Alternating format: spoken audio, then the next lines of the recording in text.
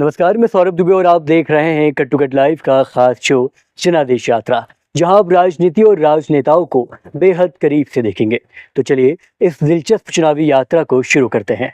84 विधानसभा उपचुनाव न सिर्फ राजस्थान में बल्कि देश भर में एक राजनीतिक हलचल का केंद्र बना हुआ है। इस चुनाव में बीएपी, कांग्रेस और भाजपा के बीच जबरदस्त सियासी जंग देखने को मिल रही है। ऐसे में जीत किसकी होगी ये तो वक्त ही बताएगा, मगर इससे पहले चलिए समझते हैं कि बीएपी, कांग्रेस और भाजपा को जीत के लिए किस रणनीति पर काम करना होगा।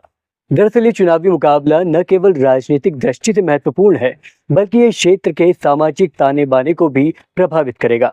मालूम हो कि 84 विधानसभा क्षेत्र में आदिवासी समुदाय की संख्या काफी अधिक है। इसके बाद जनरल और ओबीसी वर्ग है और आखिर में महज 5% के आसपास मुस्लिम समुदाय भी है। ऐसे में 84 के रण में ये तमाम वर्ग काफी ज्यादा निर्णायक माने जा रहे हैं। बता दें कि आदिवासी वर्ग का एक बड़ा हिस्सा बीएपी का समर्थन कर रहा है। इसके अतिरिक्त 84 के युवा भी बड़ी तादाद में बीएपी के साथ खड़े हैं। वहीं बीएपी के सबसे बड़े नेता राजकुमार रोत 84 से ही आते हैं और 2 बार विधायक का चुनाव भी जीत चुके हैं। ऐसे में उनका प्रभाव भी इस सीट पर देखने को मिल रहा है। इसके अतिरिक्त बीएपी के प्रत्याशी अनिल कटारा का चिखली बेल्ट से आना भी बीएपी के लिए एक रणनीतिक लाभ है। अनिल कटारा के स्थानीय कनेक्शन और समर्थकों की संख्या उन्हें बीएपी के लिए एक मजबूत उम्मीदवार के तौर पर पेश कर रही है। तो चलिए अब कांग्रेस की बात करते हैं। देश की सबसे पुरानी पार्टी कांग्रेस ने इस बार महेश रौत पर भरोसा जताया है। महेश की ज्योति बेल्ट पर अच्छी पकड़ है और वह एक युवा नेता है। युवाओं के बीच उनकी लोकप्रियता कांग्रेस को एक नई दिशा दे सकती है।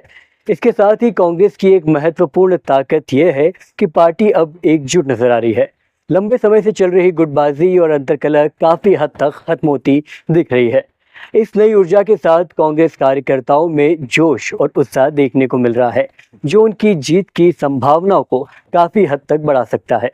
चलिए बात करते हैं केंद्र और प्रदेश के सत्ता में काबिज भारतीय जनता पार्टी की। तो यहाँ से कारीलाल ननोमा को बतौर प्रत्याशी चुनावी मैदान में उतारा गया है। उनकी 84 क्षेत्र के डामोर बेल्ट में काफी ज्यादा मजबूत पकड़ है, जहाँ से लगभग 40,000 वोट भाजपा को मिलने की उम्मीद है। कारीलाल ननोमा का राजनीतिक अनुभव और सिमलवाड़ा प्रधान के रूप में उनकी पहचान भी भाजपा के लिए एक बड़ा मुनाफा साबित हो सकती है।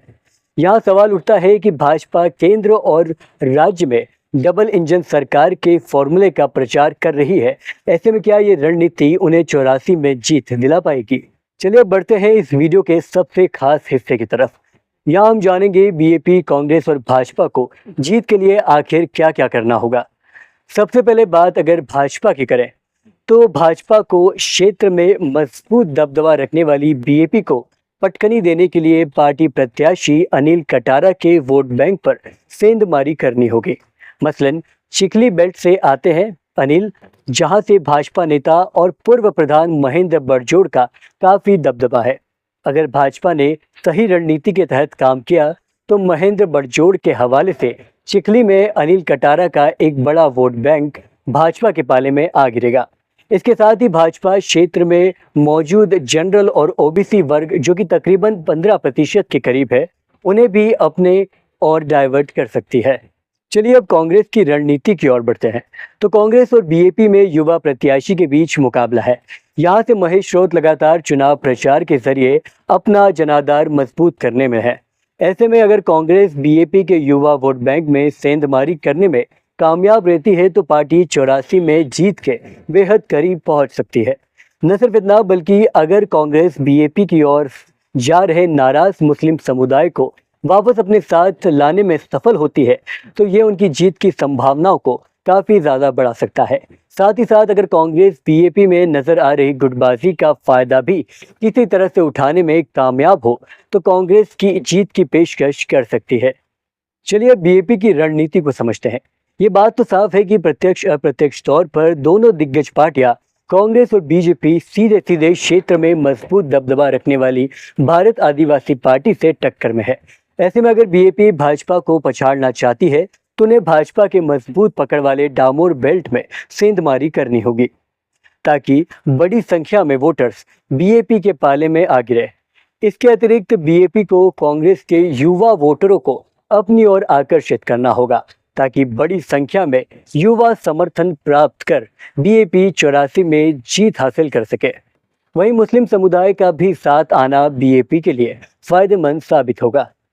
ऐसे में देखा जाए तो 84 विधानसभा उपचुनाव में मुकाबला बेहद दिलचस्प होने वाला है। देखना यह है कि किस पार्टी की रणनीति सफल होती है। क्या बीएपी अपने आदिवासी समर्थन का पूरा फायदा उठाएगी या कांग्रेस और भाजपा अपनी रणनीतियों के जरिए बाजी मार जाएगी। आपकी राय क्या है, हमें कमेंट बॉक्स में जरूर बताएं। वीडियो यहाँ तक देखने के लिए आपका बहुत बहुत शुक्रिया। नमस्कार।